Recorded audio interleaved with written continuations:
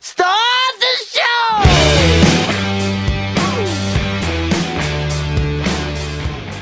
Please put your hands together for Joseph Reese!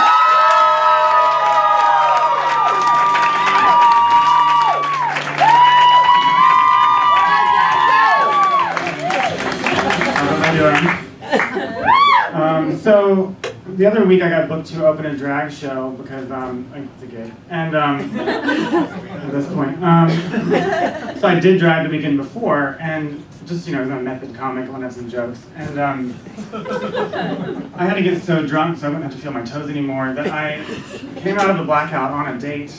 I still had my lashes on, but that was it, like a t-shirt. I don't know where I got dressed. I wasn't in drag anymore, but there was still some eyeliner. And when you come out of a date, come out of a blackout on a date, you have a decision to make. It's like, do I stay and just go down on them later because the girl's gonna eat, or is it not worth it because it's just not worth it? And if you've ever, how Laura Dern looks like a banana? It could have been related. So the best way to get out of that is I just looked into his eyes and I was like, you know what, your eyes are so pretty. I can see our wedding in them. He didn't come back from the bathroom, and he left at 20, so I actually paid money off of that. Because you had to pay at the register at the front. So. That said, I consider myself aggressively single. I've usually been cornered in the bar, just passive aggressively liking ex-boyfriend statuses, like, oh, you had a bad day? But I've been single for a while, and it's fall, and my favorite color is matching sweaters. I thought I would go out again for that, and it's hard these days because there's all these dating apps where you don't actually meet the person; you just have to do all these things to get to the date. And in gay culture, there's one called Grindr, which, considering the amount of chevron and monogram I see here, no one knows what that is. So I'll explain it to you like Pinterest, because I know you know what that is. And you're also probably familiar with Tinder, which is like the white girl version of that, and like the uppity gay guy version. So if there was a board on Pinterest, if you had on Pinterest, if you had Tinder here, it'd be like, all my wedding flowers, where we're gonna get married, the venue, wedding. And then Grindr is just dicks and asses. So that's how I'm gonna break it down for you. So I thought I would try Grindr again, because usually I don't like dating apps, because I prefer to be rejected in person, but if you can do it online, why leave your house? So I'm trying to begin, and Grindr is tricky because it's based on GPS, so you're going to find the love of your life based on who's within about 3 miles of you. In this case, 15 here. I downloaded Grindr last night for fun. It's pretty stretched out. And you have these fake names, your little handle. It's like, Big Daddy, what's big? Are you tall? And then you have these little things on the bottom. It's like, what you're into. It's like knitting, long walks on the beach, light bondage. And I still don't know what light bondage is. I think it means you have to have a rope in the room.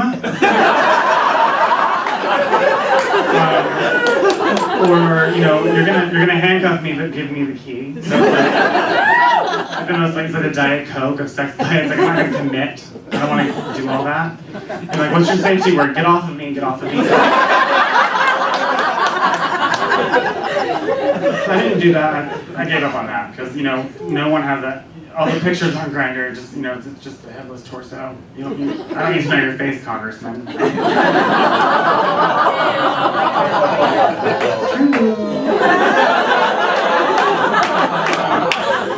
But and then so I tried Tinder, which is it's classic. Like I said, the uppity gay guys version and the straight white woman, and the slutty white woman and the really angry straight one. So it has your real name on it. It's not like a fake thing. So that's not as fun. But you start a conversation. You also realize how judgmental you actually are because you swipe left or right, Left meaning you like the person, right meaning you don't, and it's strictly based on picture, name, and age. So you realize how judgmental you are. So it's like, oh, we're under 25, left. Your name is something boring like Jack, left. Really weird sunglasses on in your picture, left. So my feed was full of like 30-year-olds named Sebastian, squinty little eyes because they didn't wear sunglasses enough. So you start a conversation and then you realize you can't send pictures. So how do I know if I like you if I can't see your dick next to a remote?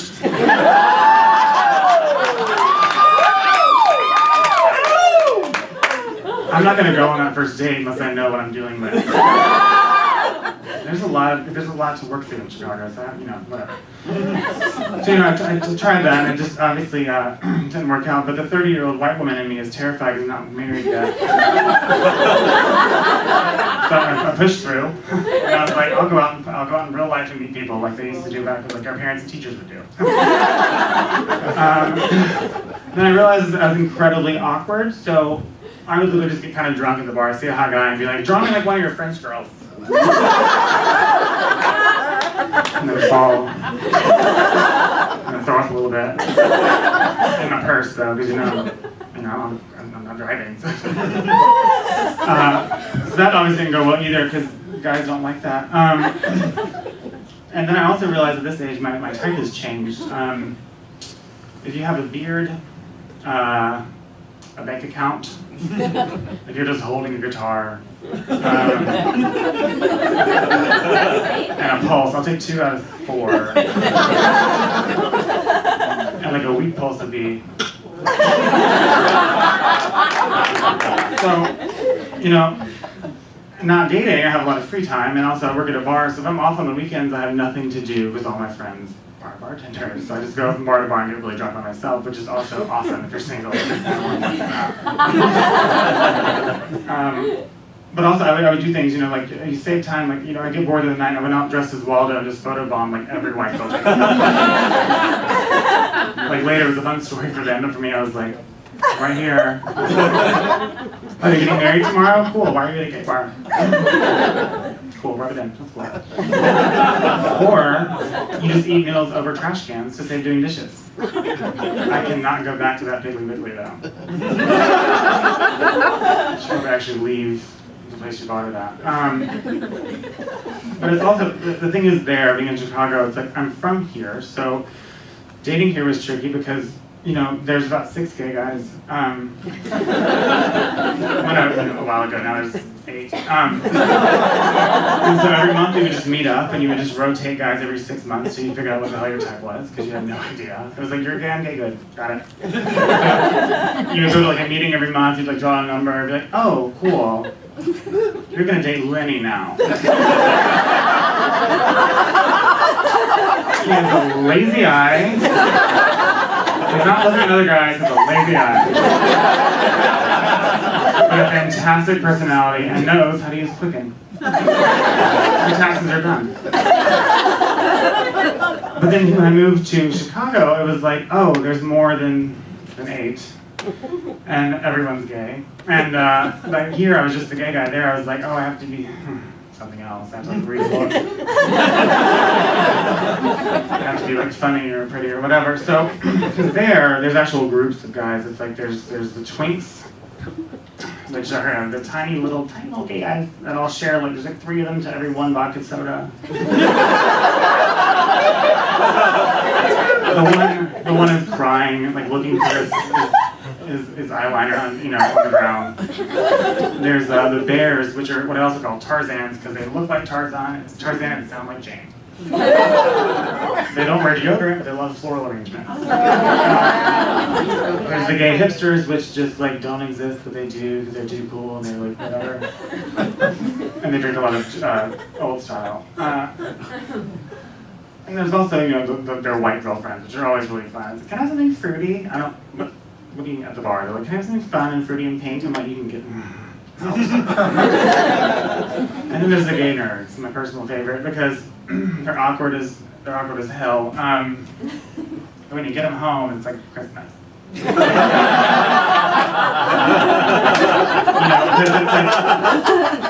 Because it's like a gift to the socially awkward. It's like, oh, you cannot keep a conversation or keep any friends, and you're really good at Pac-Man, but your dick has a dick. So, you know, if I'm one of those, you know, I'm like, oh, okay, you'll do. Did you ride a bike? I'll ride the handlebars. Let's go.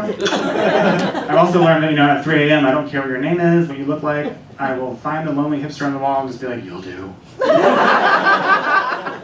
get out of here. The other problem with dating is Facebook is weird because it wants to know everything about you, like when you had your first period, when you ran out of butter, you got in a relationship. And the biggest thing for me would be teaching my mother how to text. Huge life event because before that it was completely different. My mother is a fun texter, as far as meaning she'll text me, wait an hour, update her status, update on Facebook. Did you get my message? And send me an email reminding me that she had a message on Facebook and on Twitter. No, not Twitter. God, she doesn't know how to use Twitter. Don't ever learn Twitter. She's here, by the way. Hey, Mom. I can't stay with her tonight, by the way. So I'll leave you with this, though. So the other night, I went to it was weeks ago. I went to a Lady Gaga concert, and it was free. So, it's important to mention. I updated my status and I said, you know, Lady Gaga's tuck looks flawless. If you're not into drag queen culture, you know what tuck is, but I'll tell you it's where this region goes somewhere else. And so she messages me on Facebook. She's like, what is a tuck? Is that a vagina? You never want to see your mother's name. And then the word vagina. I've only seen it once. Right. So she asked me that, and I was like, well, it's kind of like that, whatever. So the next day, being the cool she updated her status. She was like, Oprah's tuck is flawless.